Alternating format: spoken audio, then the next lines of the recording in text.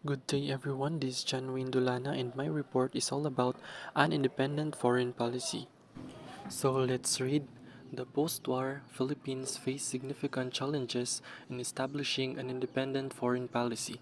The prevailing economic climate and the influence of the US, particularly through aid programs like the Belt Trade Act and the Rehabilitation Act, created controversy.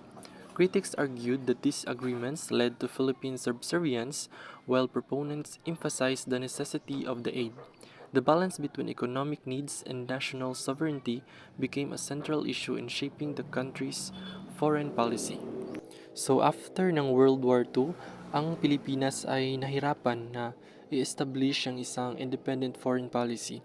Mahina ang ekonomiya noon at malakas ang impluensya ng United States, mostly through financial aid na gaya ng Belt Trade Act at ng Rehabilitation Act. Ang mga aid na ito ay para sana makatulong sa pag-rebuild ng bansa. However, they caused a lot of debate.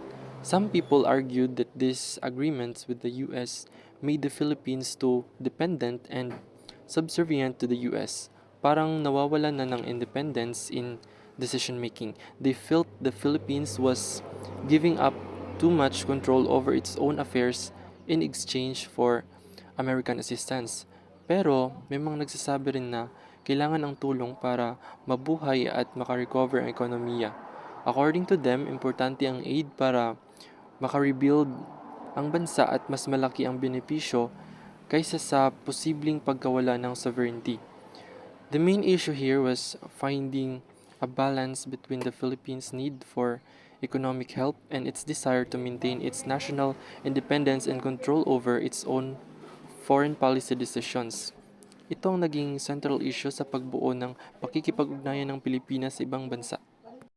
Next bullet, the Republic Act Number 708 was introduced to recognize the Department of Foreign Affairs, enhancing its focus on training and recognizing Filipino diplomats. So, para maganda daw ang foreign policy is pinasa ng Pilipinas ang Republic Act Number 708. This law officially recognized the Department of Foreign Affairs as a key government agency. Ang goal nito ay para i-strengthen or palakasin ang kakayahan nito sa pakikipag-ugnayan sa ibang bansa. This act focused on improving training for Filipino diplomats and giving them more recognition for their work. Isa itong hakbang para magkaroon ng mas skilled at effective na team to represent the Philippines on the world.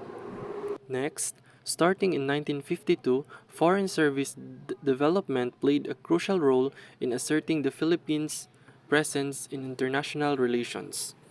So, starting in 1952 daw, the Philippines made a strong effort to develop its foreign services, meaning they invested in training and improving skills ng mga diplomats at iba pang tauhan na involved sa international affairs. This investment played a very important role sa pagtatag ng mas malakas na presensya ng Pilipinas sa international relations. Dahil sa mga well-trained diplomats, the Philippines could better represent its interests and participate more effectively sa mga global discussions and even decision making. Next, foreign policy as embodied in the laws enacted by Congress, experts from the Foreign Service Act of 1952 and Foreign Service of 1991. The 1952 Foreign Service Act, strengthening and organizing the Philippine Foreign Service to ensure an independent foreign policy. This law aimed to make the Philippine Foreign Service stronger and better organized. The main goal was to ensure that the Philippines had a truly independent foreign policy, free from undue influence by other countries. It was about building a more capable and effective system for representing the Philippines' interests on the global stage. This involved improving the structure, training, and resources of the diplomatic corps. So, yung Foreign Service Act ng 1952 ay nag-focus siya sa pagpapalakas at pag-organisa ng Philippine Foreign Service para masiguro ang isang independent foreign policy para mas maging effective ang pag-represent ng Pilipinas sa ibang bansa. And then, the 1991 Foreign Service Act, reorganization and modernization of the Foreign Service, establishing three pillars of Philippine foreign policy. The Act's objectives included improving the selection and training of personnel and ensuring that the service is responsive to current trends. So, ang Foreign Service Act ng 1991 ay parang overhaul ng Philippine Foreign Service. Ina-update at ginawang mas modern ang sistema. Nagdagdag ito ng tatlong importanteng focus areas para sa foreign policy ng Pilipinas. Isipin mo na parang tatlong haligi na pinagbabasihan ng mga desisyon sa pakikipag-ugnayan sa ibang bansa. Hindi lang yun, pinagbuti rin nito ang pagpili at pagsasanay ng mga diplomats. Ginawa nila to para siguradong updated at handa ang mga diplomats sa mga current events at mga challenges sa mundo. At ang goal, para mas maging efficient at relevant ang ating foreign service sa pagbabago ng panahon. It was like a retooling process to make the work of representing the Philippines more effective. Republic Act No. 708, an act of reorganize and strengthen the foreign service of the Philippines.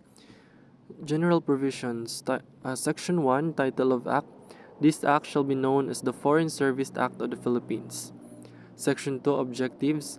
The Congress hereby declares that the objectives of the Act are to reorganize and strengthen the foreign service of the Philippines so letter A, to enable the foreign service effectively to serve abroad the interests of the Republic of the Philippines. This means daw the foreign service needs to be efficient and successful in representing the Philippines internationally. So, it includes daw is negotiating favorable trade agreements. For example, securing better deals for Filipino products in other countries. So, like negotiating favorable trade deals for halimbawa, Philippine mangoes in the Japanese market. And then, protecting Filipino citizens abroad, like helping Filipinos who are in trouble or need assistance in other countries, and then promoting Philippine culture and tourism. It's like showcasing the best of the Philippines to the world, or organizing cultural events in other countries to promote Filipino arts and culture. Letter B, to ensure that the officers and employees of the Foreign Service are broadly representative of the Filipino people and are aware of and fully informed in respect of current trends in Philippines life. So, it emphasizes the diversity and awareness within the Foreign Service. It's not enough to be just skilled diplomats need to understand the Philippines and its people. It's the diverse backgrounds and experiences, understanding of current events, cultural sensitivity. Letter C, to provide improvements in the selection and training of personnel to ensure that only competent persons of good moral character are recruited into the service. So this focuses on improving the quality of the foreign service personnel. So, ang layunin dito ay ang paghusay sa pagpili at pagsasanay ng mga diplomats. Gusto nilang siguraduhin mga karapat-dapat at may magandang asal ang mga papasok sa serbisyo. D. To provide that promotions in the service shall be on the basis of merit. So the simple explanation for this, promotions should be based on ability and performance, not favoritism. So, ang pag-promote daw dapat naka-base on merit, sa kakayahan at performance, hindi sa favoritismo or favoritism.